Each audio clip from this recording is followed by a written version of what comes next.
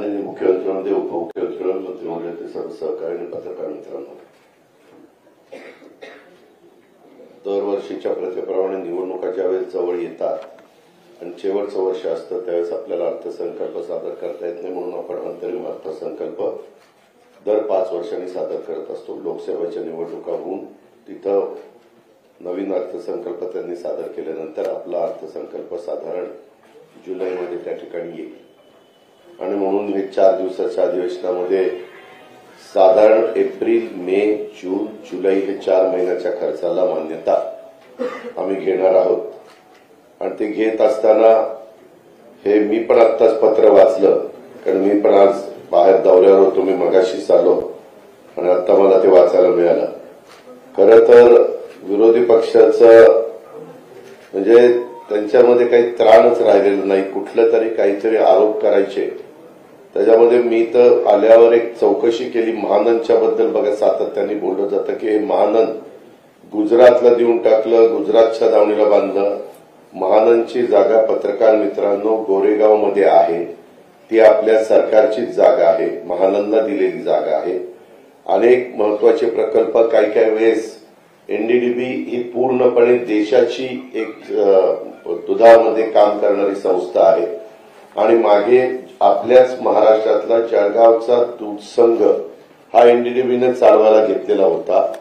तो चालायला लागल्यानंतर पुन्हा तो जळगाव जिल्हा दूध संघाकडे आला आणि आता दुधा उत्पादक शेतकऱ्यांचे प्रतिनिधी तो संघ चालवतात। त्याच्यामध्ये जाणीवपूर्वक काहीतरी आम्ही महायुतीच्या सरकारच्या माध्यमातून वेगळं करतोय, कुणाच्या तरी घशात काहीतरी घालतोय, हे इतकं दादांत कुठे माहिती घेत नाही, काही करत नाही आणि उगीच उचलली जीभ लावली टाळायला अशा प्रकारच्या त्यांचा काहींचा प्रयत्न चाललेला आहे। त्याच्यात अजिबात तथ्य नाहीये। ही बाब मला आवर्जून आपल्याला सगळ्यांना सांगायची। मी करार केल्यानंतर अजून करार पण झालेला नाहीये, चर्चा झालेली आहे, सगळ्यांनी राजीनामे दिलेले। आता त्यांचा प्रस्ताव आल्यानंतर कॅबिनेट त्याच्याबद्दलची चर्चा करेल, निर्णय त्या बाबतीमध्ये घेईल आणि तो स्पष्टपणे आपल्या सगळ्यांनाच कळेल। पण याच्यातून कुठेतरी दूध उत्पादक शेतकऱ्यांच्यावर हे सरकार अन्याय करतंय अशा प्रकारची भावना निर्माण करायची, हे अतिशय चुकीचं त्यांचा आरोप आहे, हे पण मला या निमित्तानं सांगायचंय। आताच डीसीएम साहेब म्हणाले तशा पद्धतीनं खूप चांगले निर्णय आजच्या मंत्रिमंडळाच्या बैठकीमध्ये घेतले गेले। थोडंसं मधी पंतप्रधानांची कॉन्फरन्स एक होती, व्हिडिओ कॉन्फरन्स, त्याच्यामध्ये काही महत्वाच्या कार्यक्रमाच्यामुळे आम्ही तिथं हजर होतो, म्हणून थोडं पत्रकार मित्रांना पण भेटायला आम्हाला उशीर लागला, नाहीतर आम्ही मगाशीच तुम्हाला सगळ्यांना भेटलो असतो।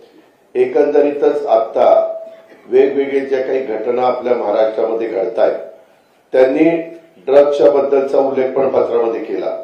मित्रांनो, पुण्यामध्येच नवीन आलेले सीपींनी त्याच्यामध्ये लक्ष घातलं, पोलीस यंत्रणेने लक्ष घातलं आणि 4000 कोटी रुपयाचं जवळपास पकडलं। अजून पण त्याचे धागेदोरे कुठपर्यंत जात आहेत ह्याचा शहानिशा तपास चाललेला आहे। कुठं लंडनला धागादोरा पोचला, पंजाबला धागादोरा पोचला, वेगवेगळ्या भागामध्ये ते धागेदोरे पोचले। त्याच्या संदर्भामध्ये एवढा आता तपास लागला, त्याचं कुठंतरी थोडंसं कौतुक करायचं सोडूनच द्या, परंतु एवढं कसं वाढलं, काय वाढलं, वाढायला नकोच। आपल्यामधली नवीन पिढी ह्याच्यामध्ये कुठंतरी त्याच्या आहारी जाण्याचं अजिबात काही कारण नाही, त्याकरता खबरदारी सरकार कुणाचंही असलं तरी घेतली गेली पाहिजे, हेही त्रिवार सत्य आहे। पण हे पोलीस यंत्रणा त्याच्यातनं सगळ्या गोष्टी अतिशय खोलामध्ये जाऊन करतीये। आम्ही तर त्यांना सांगितलेले, देवेंद्रजींनी काल पुण्यामध्ये आल्यानंतर त्यांना 25 लाखाचं बक्षीस पण जाहीर केलं। शेवटी चांगलं काम करणाऱ्याला एक शाबासकीची थाप टाकल्यानंतर त्यांना पण हुरूप येतो, आणखीन ते जोमाने कामाला लागतात। ही पहिल्यापासूनच पद्धत आहे, परंपरा आहे, त्याच्यामध्ये काही नवीन सरकारने केलंय अशातला भाग नाही। पण त्याच्याबद्दल पण टीका टिप्पणी करायची, निव्वळ टीका टिप्पणी करणे एवढा एकमेव उद्योग हा त्यांच्याकडे राहिलेला आहे आणि त्याच्यातून सातत्याने काहीतरी गरळ ओकायची कामं चाललेली आहे। मी नेहमीच म्हणतो की सगळ्यांनीच एक भान ठेवून प्रत्येकाने आपापली स्टेटमेंट केली पाहिजे। सुसंस्कृत महाराष्ट्रामध्ये आपण सगळेजणच काम करतो, त्यावेळेस ती सुसंस्कृत महाराष्ट्राची परंपरा ही सगळ्यांनीच आम्ही पण लोकांनी किंवा विरोधी पक्षांनी सगळ्यांनीच सर्वच राजकीय पक्षांनी पुढे पण चालवण्याचा प्रयत्न केला पाहिजे। त्याच्यामध्ये कुठं कोण चुकत असेल तर त्यालाही समजून सांगण्याचं काम केलं पाहिजे असं माझं स्पष्ट या निमित्तानं मत आहे। मित्रांनो, दुसरा एक महत्वाचा मुद्दा एक आहे तो म्हणजे मराठा आरक्षणाच्या बद्दल आपल्यालाही सगळ्यांना माहिती आहे की स्वतः राज्याच्या प्रमुखांनी शिवाजी महाराजांची शपथ शिवाजी आपल्या दसऱ्याच्या वेळेस घेतली, विजयादशमीच्या वेळेस, आणि त्याच्यानंतर संपूर्ण सरकार त्याच्यामध्ये कामाला लागलं, यंत्रणा कामाला लागली। त्याबद्दल जास्त विस्तृतपणे मुख्यमंत्री महोदय बोलतीलच, परंतु एकदा याच्यातून मार्ग काढण्याचा प्रयत्न केल्यानंतर व्यक्ती कुणी जरी असली, प्रत्येकाला संविधानाने लोकशाही पद्धतीनं म्हणणं मांडण्याचा अधिकार दिलेला आहे, आंदोलन करण्याचा अधिकार दिलेला आहे, त्याबद्दल दुमत असल्याचं काही कारण नाही।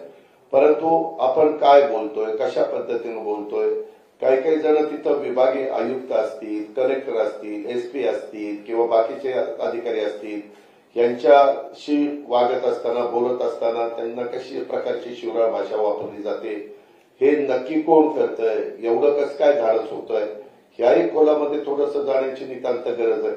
आणि एवढं स्वतः राज्याचे प्रमुख असं मी कधी बघितलं नाही। मागे पण अनेकांनी उपोषण केले, मोर्चे काढले, परंतु राज्याचे प्रमुख 2 वेळेला, एकदा तिकडे जालन्यामध्ये गेले, एकदा नवी मुंबईमध्ये गेले, आणि एकच राज्याची कायदा सुव्यवस्था चांगली राहावी, सगळ्यांच्यामध्ये एकोपा राहावा आणि प्रश्न तसाच लागावा, त्याच्यामध्ये खूप वर्षाची मागणी आहे। पृथ्वीराज बाबांच्या सरकारने पण त्याच्यामध्ये निर्णय घेतला होता, तो टिकला नाही हायकोर्टात। देवेंद्रजींनी पण निर्णय घेतला, तो टिकला नाही सुप्रीम कोर्टामध्ये। आणि त्याच्यानंतरच्या काळात आता निर्णय घेताना माणूस एखादा दुधाने तोंड बांधल्यानंतर ताक देखील फुंकून पितोही आपल्या मराठीमध्ये बोललं जातं, तशा पद्धतीनं फार बारकाईनं त्याच्यात लक्ष घातलं आणि मागास आयोग नेमणं, एक न्यायालयाची समिती नेमणं आणि त्याच्यातनं मार्ग काढणं, या सगळ्या गोष्टी करत असताना आज देखील जाणीवपूर्वक वेगवेगळ्या प्रकारची वक्तव्य ही केली जातात। मुख्यमंत्र्यांच्या बद्दल शिवराळ भाषा केली जाते, उपमुख्यमंत्री असतील, बाकीचे सगळे जण असतील, अशी पद्धत आपल्या महाराष्ट्रामध्ये कधी नव्हती। कुणी असं समजू नये किंवा हे आपण काही बोललो तर ते खपतं, असं होणार नाही। शेवटी सगळ्यांना नियम कायदे सारखे आहेत त्याची नोंद देखील सगळ्यांनी घ्यावी। कारण नसताना हे समाजामध्ये गैरसमज पण निर्माण करण्याचा प्रयत्न करू नये। आणि मला समाजाला पण आवाहन करायचंय की हे सगळं करत असताना याच्यामध्ये सगळ्या गोष्टी टिकाऊ होतील ह्याच पद्धतीचा प्रयत्न, जसं बिहारच्या सरकारने नितीश कुमार यांनी 10% आरक्षण वाढवलं, तसं आपलं 52 अधिक 62 अधिक हे 72% झालेलं आहे। आणि सगळ्यांचं मत आहे की एक फार बारकाईनं काही कोटी लोकांचं सगळं माहिती घेऊन ते केलेलं आहे। सगळ्या सोयऱ्यांच्या बद्दल 6.5 लाख हरकती आलेल्या आहेत, त्याच्याबद्दलचं पण काम चाललेलं आहे। शेवटी करताना काम मागणी केल्यानंतर ती कायद्याच्या नियमाच्या चौकटीमध्ये कशी बसेल हा देखील अतिशय महत्वाचा त्याच्यातला प्रश्न असतो।